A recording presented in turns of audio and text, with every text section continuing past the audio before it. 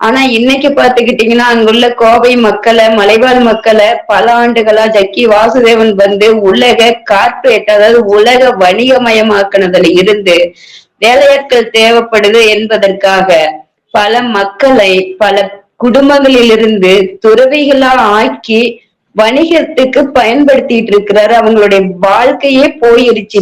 போலியான துறவரத்த குடுக்குறாரு. துறவி என்பது எல்லா மதத்துறையிலும் தான் இருக்குது. உடனே சொல்லுவாங்க, காருண்யாவுக்கு பேசுறீங்களா நீங்க? அல்லது வந்து மடாதிபதிகளுக்கு பேசுறீங்களா? அங்கெல்லாம் துறவி இல்லையா? அப்படின்னு சொல்லுவாங்க. எங்களுடைய சிவநெறியிலே இருக்குது. அறவி வாழ்க்கை, உறவி வாழ்க்கை, மறவி வாழ்க்கை, துறவி வாழ்க்கை என்று 4 இருக்குது.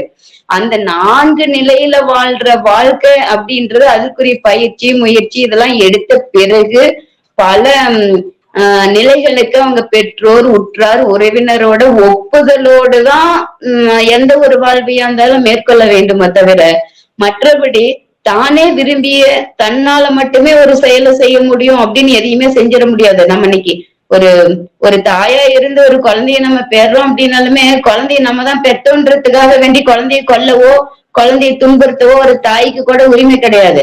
சட்டத்துல இன்னைக்கு வந்து அந்த குழந்தை போய் கம்ப்ளைண்ட் பண்ணாங்க, ஏதாவது வழக்கு தொடுத்தாங்க, ஒரு தாய் என்ன துன்புறுத்துறாங்க அப்படின்னா அந்த குழந்தையை பாதுகாக்கிறதுக்கு அரசு இருக்குது.